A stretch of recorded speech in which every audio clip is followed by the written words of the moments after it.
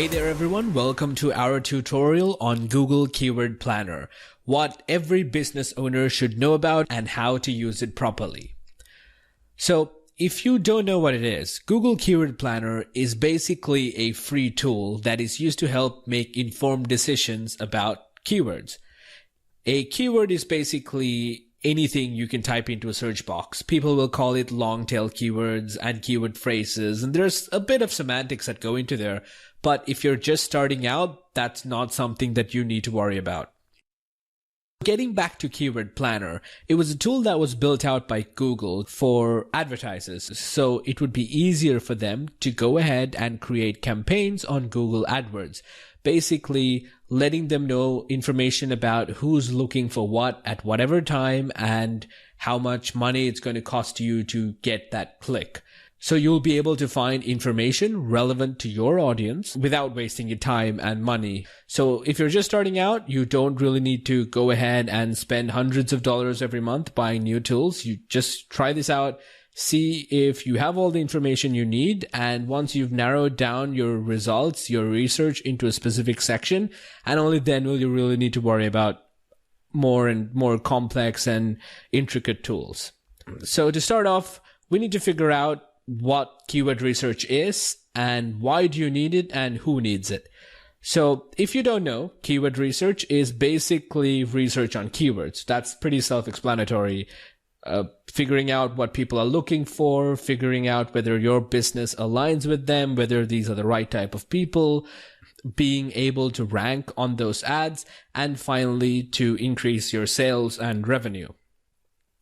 We're basically going to be going over three things in these tutorials: using keywords for SEO, using Keyword Planner to drive better results on your PPC campaigns, that's pay-per-click, and finally, the nitty-gritty of keyword research. We'll basically go ahead and look for a keyword that we use in our own agency so you have a real-life working example. Like we were saying, Keyword Planner can be used by two people. One are business owners that are trying to create campaigns and finding keywords to convert on. It's pretty much the same process. The only difference is if you're a business owner, your goal is to look for a very low, very low competitive keywords so that you can spend as little money as you can and rank number one in that specific search term so you can get more visitors that are looking for the ideal target. But if you're into content, it's a bit different because you want to rank for that highest, hardest, most, the keywords behind with the most money. So if you're into content and if you have your own niche blog, if you're writing about gardening in San Francisco or something, it's a bit different because you want to rank for the highest competitive keywords. So if your goal is to make money on your blog with Google AdSense or something, then you want to make sure that you're trying to back keywords that have a lot of money behind them. So you don't want to be the number one blog of a very obscure category with no money behind it. One thing that we found recently when we were doing some research for software is that open source programs like open source CRMs and open source anything has very little competition because, to be honest, there's no money to be made in that. People that are looking for open source software are generally not the guys that are looking to pay money. So that's a really cool thing. If your model is generating revenue through Google AdSense, that's not the niche you want to be in. So that's one side of the spectrum. The other side of the spectrum are business owners.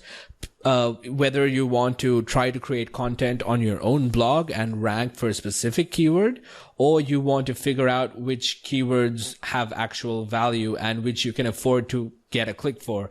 Because if you want to find something like diet or weight loss, it's going to be ridiculously competitive for you. So you can't really sell products on that through Google AdWords. Well, you could, but you're not really going to make a profit unless you have insane conversion rates, because you'll be looking at spending tens and $20 per click and above. So what you're trying to do is look for a decent keyword which you think will have good results. Now, of course, this doesn't justify everything. There's still a ton of A/B testing that you need to do.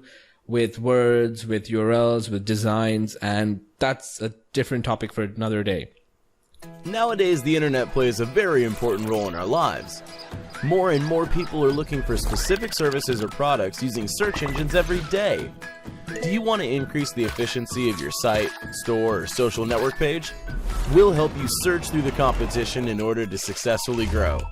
In this modern internet-driven world, you have to be at the top of the browser's list. We're a company that provides a full package of internet marketing services, so let's work together. We've helped hundreds of businesses and we can help you too. www.surgeviral.com. So, if you don't have an account already, go ahead and create one by going to adwords.google.com, and you can just sign in with your Google account if you want to. The sign up process is very basic. If you've built a Gmail account, you know how to do this. So once you create your Google account, you will be logged into the dashboard of AdWords, and it'll show you what you've been doing. So if you haven't done anything right now, it's just going to be an empty dashboard. But on the navigation bar, you'll see an option called Tools. Inside Tools, once you click on the Tools menu, you'll have a bunch of sub-menu items. Go ahead and click Keyword Planner inside that, and now we're actually ready to begin. So once you're there, you'll see 4 different tools in 2 different categories. The first category is find new keywords and get search volume data. And the second category is for budgets and forecasts. So we'll only be looking at the first one really, because unless you're a very advanced user and are currently spending a lot of money on AdWords, that's really not something you'll be looking into. Inside that, you have 3 options. Search for new keywords using a phrase, website, or category. Second option is get search volume data and trends. And finally, multiply keyword lists to get new keywords. The first option, the first tool, so we'll just call it a tool. The first tool is perfect if you are in the lookout for ideas. If you list your product or your seed keyword, your first thing, it'll basically create a bunch of derivatives of that keyword. It'll use various amounts of data from your product, your service, and if you input your website, it'll go through your landing page and it'll see what you're trying to sell. The more information you give this, basically, the better results it's going to give for you. So Surge Viral is a digital marketing agency, right? The main product that we actually sell is social media management. Let's go ahead and use this to get some actual results on a campaign that we can use to get more businesses to pay us to manage their social media. What we're going to do is go ahead and type social media agency. Or you could say social media management. Let's just go ahead and do that because that is the product, not the type of business. And we'll go ahead and put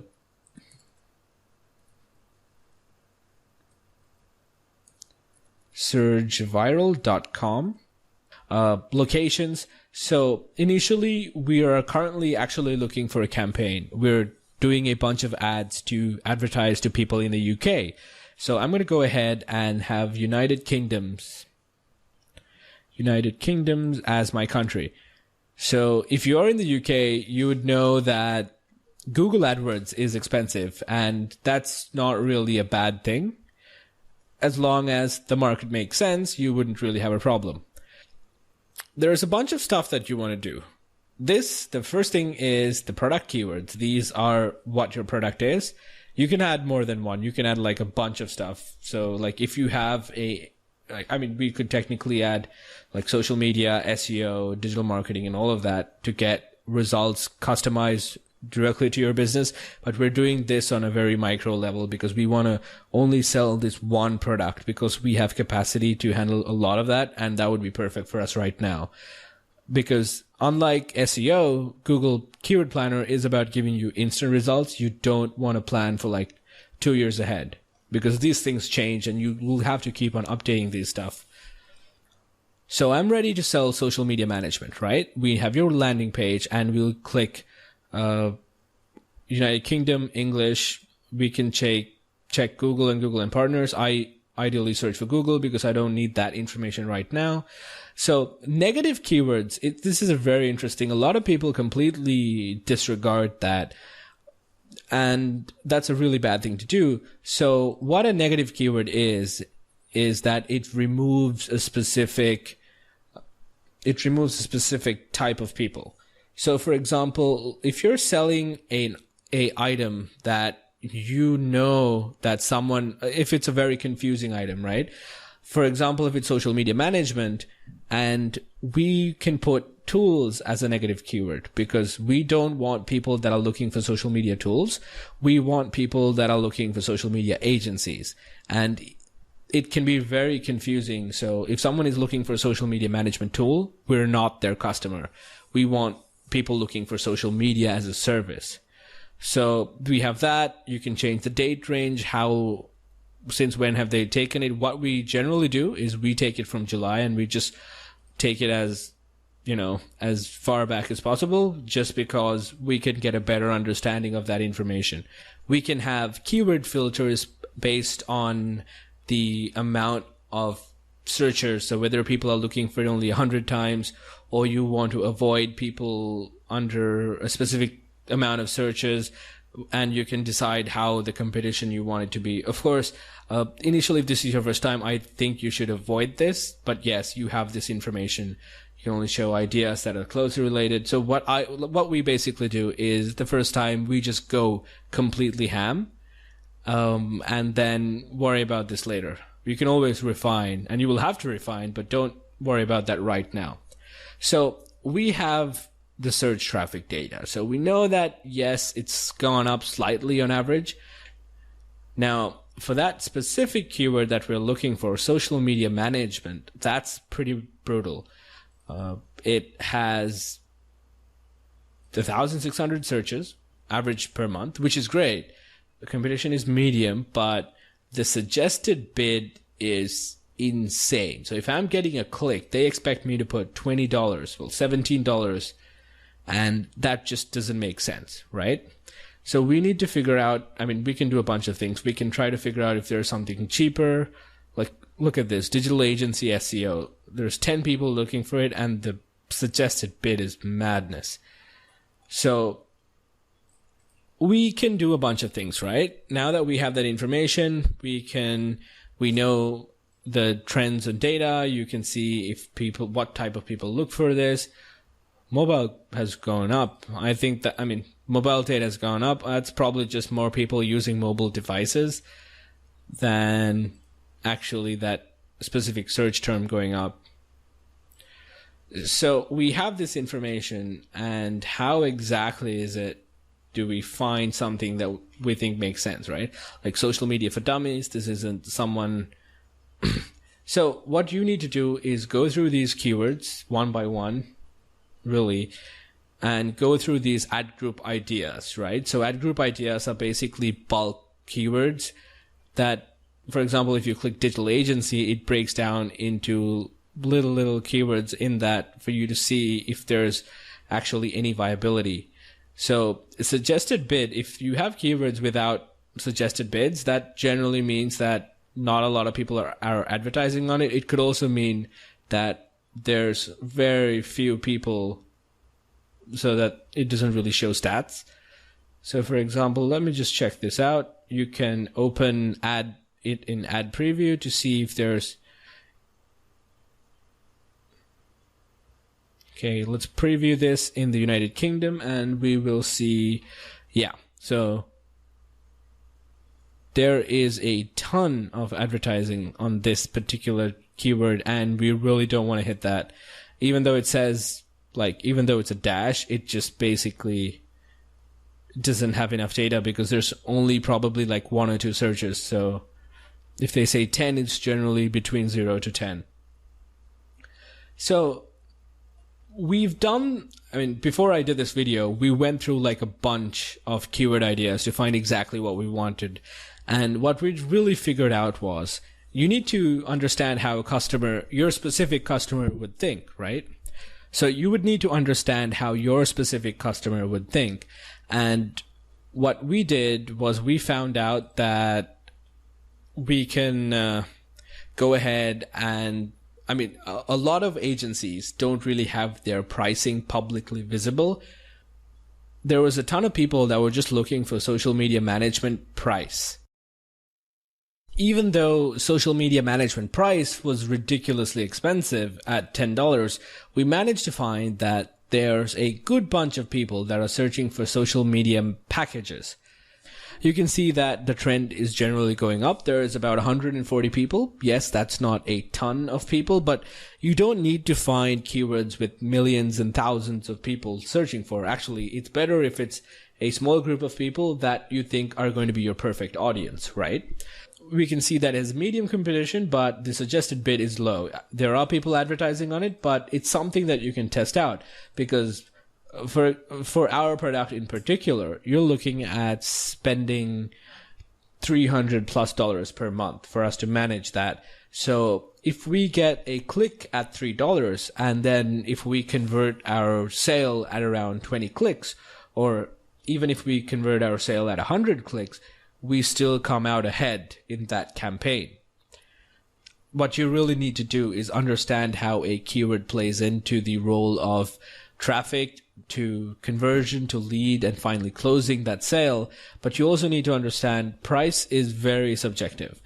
If someone is selling a $5 item, this doesn't even make remote sense, right? But if you are someone who is selling a large ticket item like us, then this is completely fine, because $3 is simply a drop in the proverbial bucket if you're going to find someone who is very interested in seeing the price of the product that he or she is about to purchase.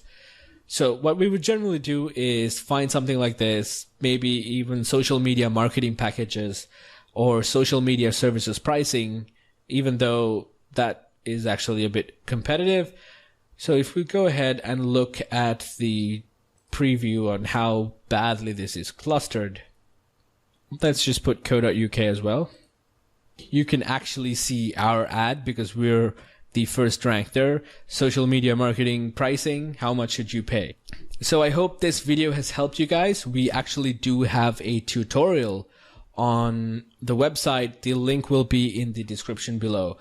So we'll be creating a bunch of tutorials on everything to do with digital marketing, social media, SEO, and all of those good stuff. So if you need help with any of that, go ahead and click that subscribe button. Or if you own a business and you simply don't have the time to deal with this, go ahead and visit our website, www.surgeviral.com. Nowadays, the internet plays a very important role in our lives. More and more people are looking for specific services or products using search engines every day. Do you want to increase the efficiency of your site, store, or social network page? We'll help you search through the competition in order to successfully grow. In this modern internet-driven world, you have to be at the top of the browser's list. We're a company that provides a full package of internet marketing services, so let's work together. We've helped hundreds of businesses and we can help you too. www.surgeviral.com